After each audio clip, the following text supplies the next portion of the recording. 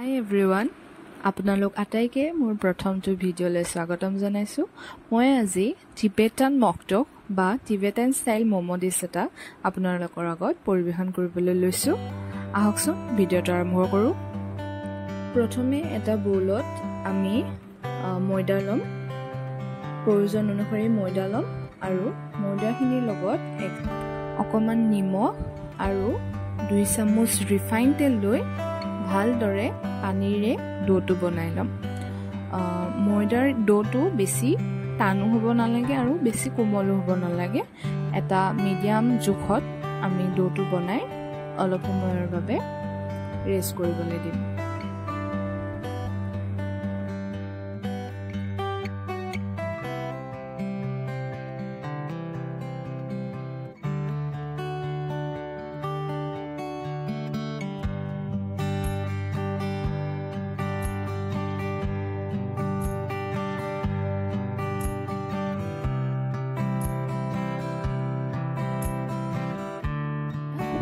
ম'ম' ডো হৈ গৈছে অলৰেডি। এতিয়া আমি ষ্টাফিংখিনিৰ বাবে মই 3টা পিঁয়াজ লৈছোঁ আৰু লৈছোঁ এটা কেপচিকাম আৰু 2 খিলামান মান ধনিয়া।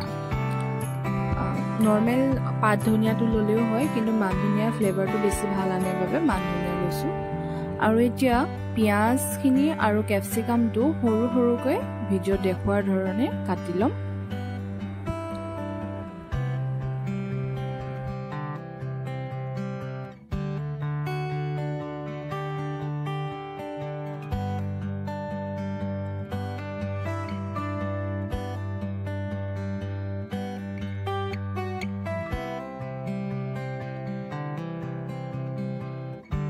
কেপচিকামখিনি কাটি হোৱাৰ লগতে মই 2 খিলা মান ধনিয়াও লৈ পেলাই সৰু সৰুকৈ কাটি লৈছোঁ।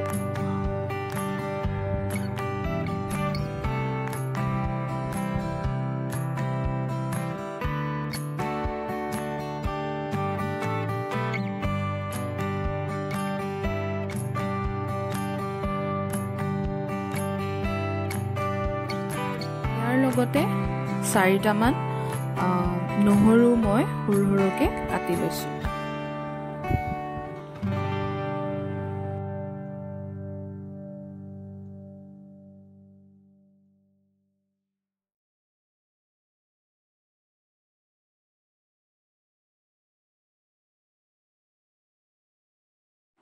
আটাইখিনি এনেদৰে ফাইনলি চপ কৰাৰ পিছত এতিয়া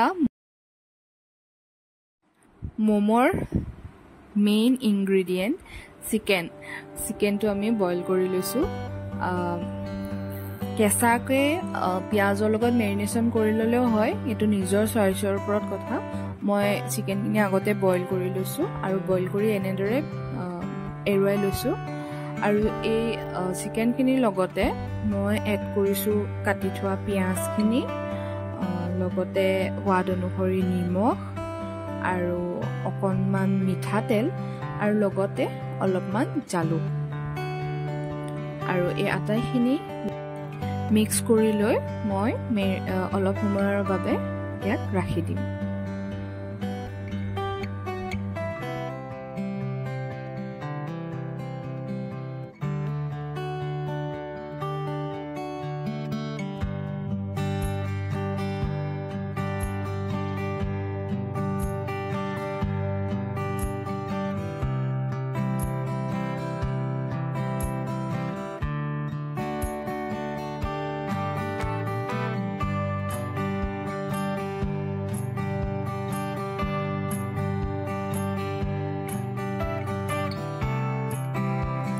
ম'মৰ ষ্টাফিংখিনি ৰেডি হৈ গৈছে।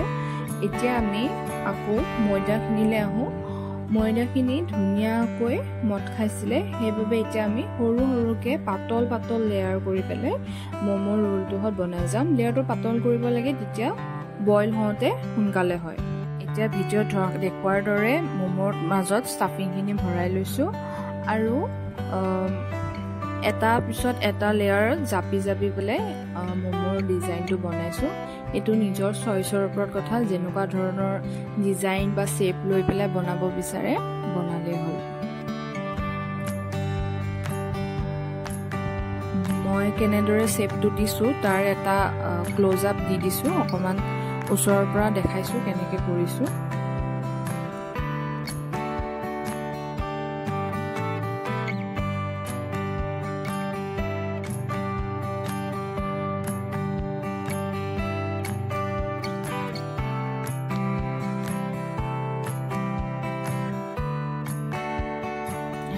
জাপি পেলাই গৈ থাকিলে হৈ যায় শেপটো।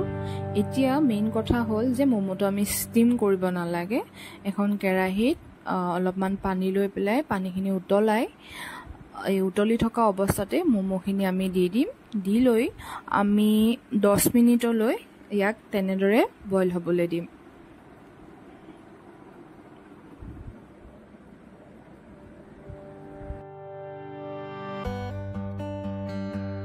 এতিয়া অন্য এখন কেৰাহীত অলপমান মিঠাতেল লৈ পেলাই কাটি থোৱা নহৰু আৰু কেপচিকামখিনি অলপ ভাজি ল'ম, যাতে তাৰ খাওঁতে যাতে কেঁচা কেঁচা নালাগে, নহৰু কেঁচা কেঁচা ভাৱটো যাতে নাহে, সেইবাবে অলপ ফ্ৰাই কৰি ল'ম। এতিয়া আমি বেলেগ এটা বৌলত চয়া চচ ল'ম। যদি ডাৰ্ক চয়া হয় তেনেহ'লে 2 চামুচ ল'লেই হৈ যাব, আৰু যদি লাইটটো হয় তেনেহ'লে 3 চামুচ এড কৰিব পাৰে। মোৰ যিহেতুকে ম'মৰ কোৱান্টিটি বেছি, সেইবাবে মই 3 চামুচ ডাৰ্ক চয়া চচ লৈছোঁ আৰু 3 চামুচ ভিনেগাৰ লৈছোঁ। ভিনেগাৰটো আপোনালোকে নিজৰ প্ৰয়োজন অনুসৰি দিব পাৰে। এতিয়া ইয়াত মই কাটি থোৱা মান ধনিয়াখিনি আৰু কেপচিকাম আৰু নহৰুখিনি এড কৰি লৈছোঁ।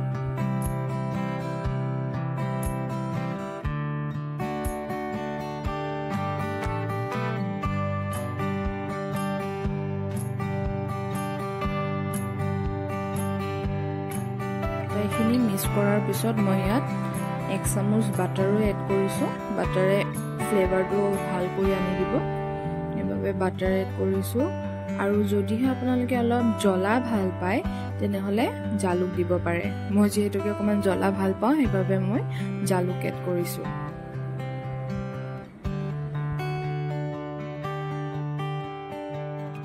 এতিয়া এই চয়া চচৰ মিশ্ৰণখিনি অন্য এটা ডাঙৰ বাটিত মই লৈ লৈছোঁ।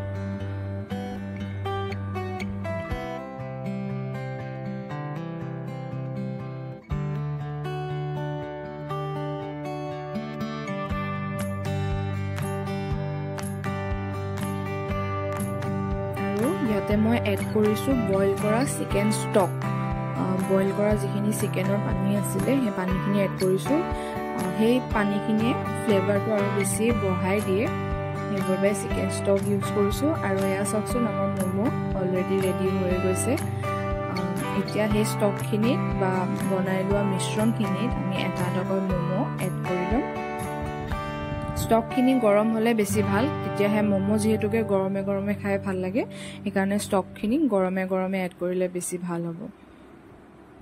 এয়া চাওকচোন, ধুনীয়াকৈ হৈ গৈছে আমাৰ টিবেটান ষ্টাইলত ম'ম' বা টিবেটান মকটো। এতিয়া মই ধুনীয়াকৈ প্লেটিং কৰি লৈছোঁ।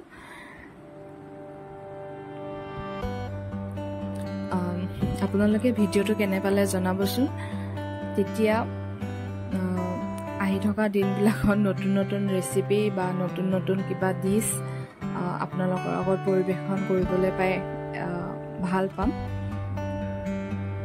গতিকে এই ভিডিঅ'টোৰ জৰিয়তে আপোনালোকে আপোনালোকৰ মতবোৰ প্ৰকাশ কৰিব আৰু ৰেচিপিটো ট্ৰাই কৰিবলৈ নাপাহৰিব। আজিলৈ আহিছোঁ।